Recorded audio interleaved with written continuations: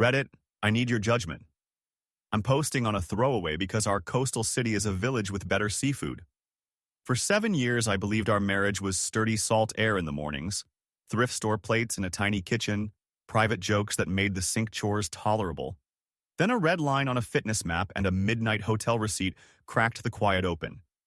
What followed smelled like eucalyptus mints and elevator brass, and it ended with his mother on a microphone. I'm Mara, 31F, an urban planner in a coastal city where streets flood at high tide and tourists photograph our live oaks like they're celebrities. My husband, Evan, 35M, is a mortgage broker who swears by two things: interval sprints on his watch and those little eucalyptus mints that zing your sinuses.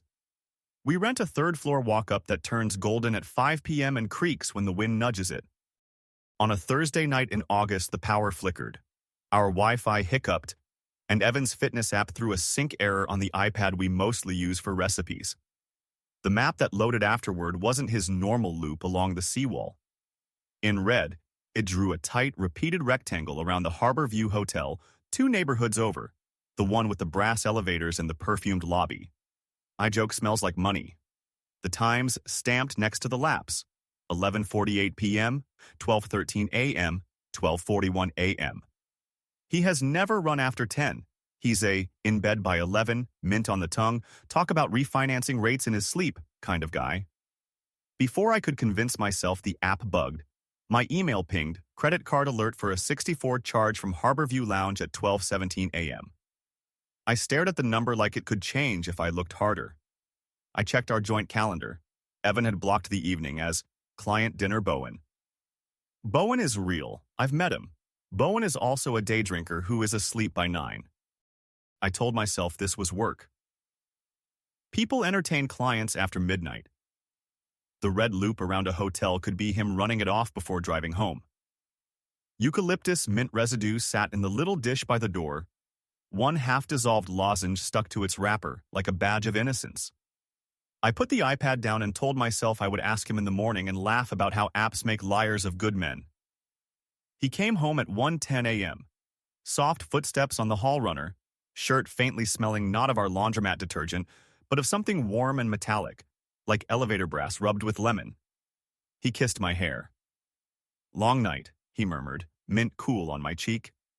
I pretended to be asleep because I wasn't sure what my face would do if we looked at each other. Morning cajoles everything toward ordinary. Pelicans skim the water, our neighbor's radio broadcasts soft jazz, and my brain invents nicer versions of what happened. Evan put on his white shirt, polished his brown shoes, and tucked a roll of papers into his bag. "I know it was late," he said, but Bowen finally signed. I poured coffee into mugs that don't match and said, "Congrats." The iPad on the counter glowed with the fitness app still open. A little red chevron pointed at the harbor view like a dare. I could have said, "Why were you running laps around a hotel?" Instead, I asked if he'd be home for dinner. He kissed my forehead and put a mint under his tongue. "9-ish," he said. "I'll pick up oysters." Denial isn't just a river, it's a renovation. All morning I moved walls in my head so the layout would make sense. I checked event schedules. Maybe Harborview hosted a mortgage conference. I Googled Harborview Lounge hours to see if 12:17 a.m. was absurd. It wasn't. I reopened the fitness app and let my thumb hover over the share icon, imagining texting. "Weird glitch on your route. Everything okay?" In the end, I screenshot the map and sent it to my notes with a file name I hated myself for typing: Receipt Harborview. Punning. At lunch, my coworker Priya, 29F, who reviews stormwater permits with a mix of ferocity and compassion that makes men in polos sit up straighter, asked why I was picking the raisins out of my salad one by one like a raccoon. I said I was stressed about a zoning hearing. She held my eyes. "You're a bad liar," she said kindly. "Work I can fix." "What is it?" "Probably nothing," I said, and told her about the map. She didn't do the gasp or the immediate execution many friends perform. She put her hand flat on the table like she was calming a map in wind. "Do you want to be right?" she asked. "Or do you want the truth?" "I want to go back to yesterday," I said. She nodded. "Then start a folder called Seatbelts. Put everything there. Not because you'll need it, maybe you won't, but because your brain needs a seatbelt when the car swerves. I named the folder Seatbelts and hated the way my fingers didn't shake while typing it. 2 nights later, we were on the couch, me half watching a home renovation show, Evan scrolling Instagram.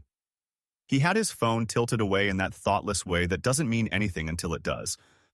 I saw the green ring flash on a story close friends, and the icon was the Harborview lobby, selfie angled to catch the brass. The handle, Maritime, Mama. We don't know anyone by that name. He swiped past fast. Who's that? I asked. Mortgage memes, he said. Industry stuff. He took a call from his mother, Lorna, and went into the kitchen. Lorna and I get along mostly. She has a way of turning her sons into main characters that's less proud mom and more agent with a client to launch. I heard her voice through the doorway. Don't forget Saturday, and for God's sake, delete the routes. Men are idiots about syncing, and went very still. Evan said, Lower. I did. It's fine. She's not looking. A drawer shut. I'll grab the cupcakes. He came back smiling, mint fresh. Mom says hi, he said. Saturday at the hall, be there at 6. For what? Our anniversary thing, he said too casually. Just cake with family. We are not party people. The last time we celebrated anything, we split a cupcake on a park bench. Lorna, however, throws centerpieces at problems. The green story ring burned in my head. When he went to shower, I opened Instagram on the iPad and searched Maritime Mama. Private account. Bio. Salt air clean brass late nights. The emojis were a wave and a key. The follower list was hidden. Her profile picture was a woman's jawline and a hand with coral nail polish resting on a brass rail. I tapped the corner to see which of my contacts followed her. 2 names popped up, Lorna H. and Evan H. My stomach sank weirdly lower than fear sits. I requested to follow from my art account I used to post moss in doorways. Pending, the app said, cheerful as a bus schedule. I put the iPad down and leaned my forehead against the cool of the window. Outside, the street smelled like salt and the diesel burp of the trolley. Inside, our apartment smelled like coffee grounds and the eucalyptus mint he'd tossed in the trash can.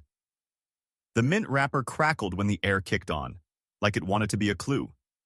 Priya came over the next afternoon with an armful of Tupperware and her, I am not leaving until we make a plan face.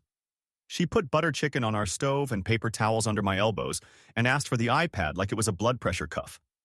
I showed her the routes, the receipt, the green ring, the mother-in-law comment I pretended I hadn't heard. She listened, then said, Okay, here's what we do. Try not to move anything yet. If he's sloppy, more will land in your lap. Set up credit card alerts for transactions over 25. Screenshot, timestamp, backup. Do not guess. Do not confront without a seatbelt. Is a seatbelt a file? It's also the truth, she said. That evening, an alert pinged. Harborview, Hotel Valet 28. Evan had told me he was meeting an appraiser on the north side. At 12:06 a.m., Harborview Lounge 8240. The fitness map drew another red rectangle, then a line home. When he slid into bed, he whispered against my neck like we were fine. Can't wait for Saturday, he murmured. Mom says everyone's coming. The next morning, Priya texted, We need eyes on the fake glam account. My cousin works social for brands. She says a lot of influencers accept follow requests from accounts with the right vibe. She created an account that looked like a nautical wedding planner stolen mood boards, white dishes, a bouquet. Within an hour, Maritime Mama accepted. That night, we sat at my table and watched stories through the green ring. A short clip. The Harborview elevator doors reflecting a brass sheen, coral nails tapping a keycard against a seam. Caption, Late nights mean lazy breakfasts. Another, a tray with 2 old fashions, lemon twist in one, nothing in the other. Caption, He likes it clean. The last was a framed shot of a room number blurred, but unmistakably in the 400s, with a shadow across the carpeted hall that looked like a taller version of Evan's shoulders. Music played low under the clip Classic Soul. A needle scratch, I know, because he plays that record every Sunday. Priya paused the story with her thumb. Who else is on this close friends list? She asked. The tiny dots at the top showed at least 10 viewers. We couldn't see names. We could see the likes. A gold heart from Lorna. My face went hot then cold, heat lifting through me in a wave I felt in my teeth. Priya put a glass of water in my hand. Breathe, she said softly. Seatbelt. He keeps his dry cleaning receipts pinned to a corkboard by the door like he's auditioning for a Husband of the Year plaque. The morning after the coral nail story, a receipt slipped to the floor. I picked it up. Express service, circled. Rush Harborview pickup. Evan usually uses the corner cleaner, the one that smells like starch and gossip. Not this. I held my breath and put the receipt back exactly. In the hamper, a crisp shirt cuff brushed my wrist and left a warm, lemon metal scent I recognized now as the hotel's elevators. In the pocket of his navy chinos, a valet claim ticket with our car's last four and Harbo scrawled. Priya, practical to the marrow, said, "We're done collecting vibes. You have proof." She counted them on her fingers. GPS route, credit alerts, valet, dry cleaning, close friends content, a mother-in-law that likes affair posts. You confront with boundaries before Saturday. If he flips it, we stay steady. Flips it how? You know how, she said. Paranoia, controlling, work stress. It's not what it looks like. She tilted her head. Or, this is important. He might say Saturday is a surprise for you. If he does, we don't argue with a hypothetical party. We tell him what we need. Honesty, space, and a pause on performative family events while we sort the actual marriage. I pictured Lorna in her silk blouse wielding a microphone, introducing a cake I didn't want. The thought made my ribs feel tight. I typed my confrontation into notes, like a script so I'd have small sentences to hold on to. I didn't want to corner him. I wanted out of the maze. I asked him to talk Friday after work. He was bright and careful, setting down his keys in the dish and pausing to mint up like he was fogging the scene. I put the receipts and screenshots on the table. I know about the Harborview, I said, hands flat. I know about the close friends account. I'm asking you to be honest and to cancel tomorrow night while we figure out what we are. His face didn't break. It arranged itself into hurt with a precision that made me feel stupid. Mara, he said softly, this is insane. You're taking out-of-context screenshots and building a conspiracy. The Harborview? I meet clients there. That account? It's Mom's friend. She's planning a vow renewal for us. That's why you weren't on the close friends surprise? He pushed the envelope of evidence back at me with 2 fingers. Do you hear yourself? I'm working to give you the life you want. You hate parties, so Mom was protecting the surprise. Now you've snooped yourself into paranoia. The word paranoia landed like a slap. They're your roots, I said, keeping my voice even. Your charges, your mother liking a story with your shoulders in it. You're cruel, he said, a whisper meant to earn sympathy. You know how hard this year has been? He stared at a point over my head and let his eyes glass. I can't believe you'd sabotage tomorrow. I felt my hand reach for the script Priya made me practice. I'm asking for honesty, not a party. I won't stand up in front of your family and lie. He went very still. Then he stepped aside and made a call in the hallway within earshot. Mom? She found the stuff? Yeah. No, I said vow renewal. She's being dramatic. He listened, then said into the phone, Okay, yes, I'll get her there. He came back in with the practiced calm of someone who just rehearsed the next act. We can talk more after, he said. Don't do anything you'll regret. My body knew what my brain didn't want to name yet. I was walking toward a stage. The community hall smelled like lemon oil and old paper programs. Fairy lights looped through beams. A banner read, 7 years of love, in the font Lorna uses for everything from Christmas cards to passive-aggressive fridge signs. There were cupcakes, incredible ones with candied citrus peels, and a rented arch draped in tulle. Lorna took my shoulders with manicured hands and kissed the air near my cheek. Her perfume was sharp and clean, the olfactory cousin of Evan's mints. My beautiful girl, she said. So surprising, yes? Priya stood near the back, a shadow with a notebook, because I had texted, Please come, sit near an exit. Evan circulated, smile bright, with a glass of something amber.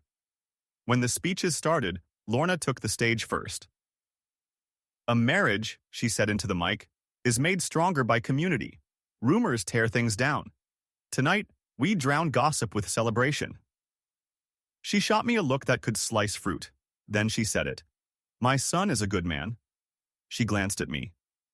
Sensitive wives can misinterpret a man's hard work as distance. It's nobody's fault. She smiled at the room like we were all in on a joke and lifted her glass. To perseverance. I felt Priya step to my side. You okay? She breathed. Not right now, I said. Evan took the mic next. Mom did most of this, he said, a humble laugh that made 3 ants murmur, aw. I just want to say, Mara, I love you. Even when you get a little... He did an apologetic shrug. In your head. They had practiced. I had the sudden, nauseating sense that this whole thing, the green ring, the surprise, the speech, was not just a cover story, but a stage built to document me as unstable if I protested. I pulled out my phone and hit record not for drama, but because daylight matters. When Lorna handed Evan a small box, and he opened it to reveal a key fob with a brass keyring, no joke, shaped like an anchor, the room clapped. For the Harborview Suite, she said, eyes glittering. Every couple needs a getaway. My laugh barked out of me before I could stop it. A few heads turned. Lorna's smile froze. Is something funny, dear? I took 2 steps toward the mic. My hands didn't shake. Yes, I said, and turned the phone so the bright red Harborview route map glowed. This is funny. I didn't make a speech.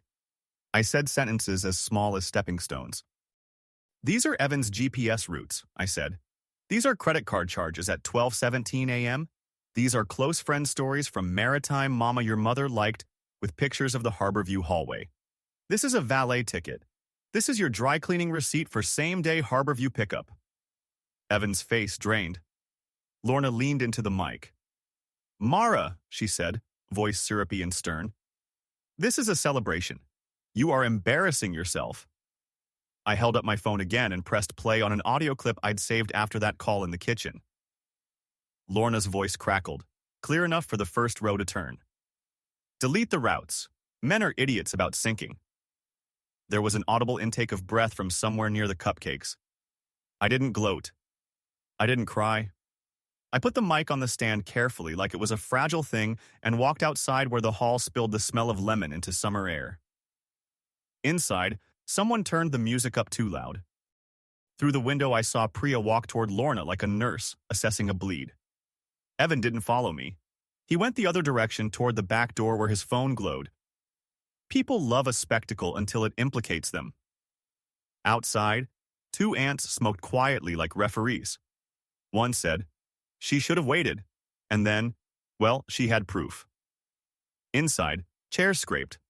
A cousin hugged me with that sideways pity hug people give at funerals. Lorna didn't come out. Evan emerged 20 minutes later with his jaw set and said, not to me. Mom's upset, like I'd knocked her down. Priya folded herself between us and said to me, let's go. In the car, I tasted mint from my past life lodge in my throat, like I'd swallowed a coin.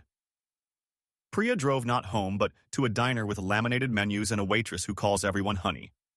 We sat in a booth that smelled like coffee and ketchup. I put my phone face down because looking at the red map was like looking at an accident you couldn't help rubbernecking. He texted at 12:09 a.m. You humiliated me.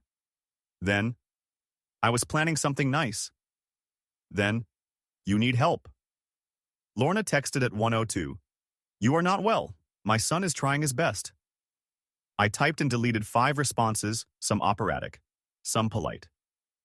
Priya took my phone and slid it across the table. No responses tonight, she said. Let them play to an empty seat. We spent the night at her place because my apartment felt like it had props from 2 plays fighting for the stage.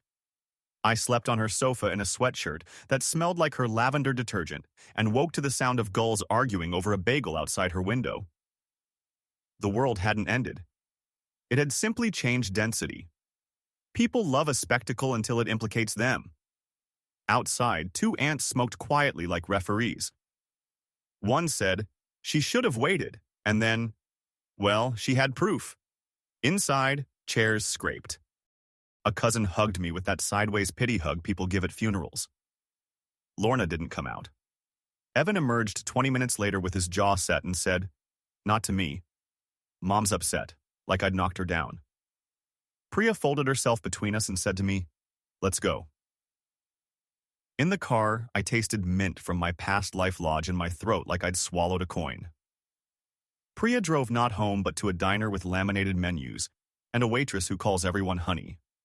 We sat in a booth that smelled like coffee and ketchup. I put my phone face down because looking at the red map was like looking at an accident you couldn't help rubbernecking. He texted at 12:09 a.m. "You humiliated me." Then, "I was planning something nice." Then, "You need help." Lorna texted at 1:02. "You are not well. My son is trying his best." I typed and deleted 5 responses, some operatic, some polite. Priya took my phone and slid it across the table. "No responses tonight," she said. "Let them play to an empty seat." We spent the night at her place because my apartment felt like it had props from 2 plays fighting for the stage.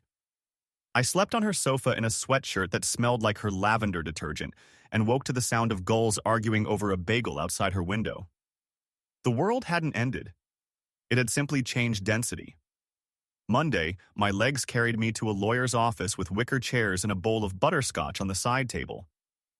I didn't want scorched earth. I wanted the kind of clean that lets your lungs work.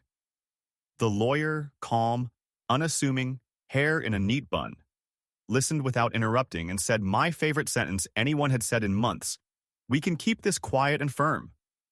She drafted a separation agreement with clear boundaries. Evan moves out for 90 days. Neither of us uses marital funds for hotels or gifts. All communication about our relationship goes through counsel. She added a line I hadn't considered. No social media posts about the marriage. I forwarded the Harborview documentation to the lawyer and to myself from a nondescript email labeled with my college initials. I also sent a short, steady note to the hotel manager. A key fob in my husband's possession has been used in ways that put me at financial risk. Consider this notice that I won't be responsible for charges. I didn't CC Lorna. I didn't have to. Evan wrote back through his lawyer 2 days later, agreeing to move to his brother's place and to cancel shared credit cards. He didn't admit to the affair. He said, "Miscommunications escalated." Lorna sent a mass text to extended family about privacy in difficult seasons. I muted the thread. Priya bought me new bedding, unpatterned, clean. When I lay down in it that night, the absence of eucalyptus in the room felt like a kindness I'd forgotten I could give myself. Edit. A handful of people who know us in real life will recognize the hall and the key fob. Please don't message me for gossip. The answer to, "Did you tell the other woman?" is complicated. Maritime Mama saw the writing on the wall. She deleted her account within 24 hours of the hall incident.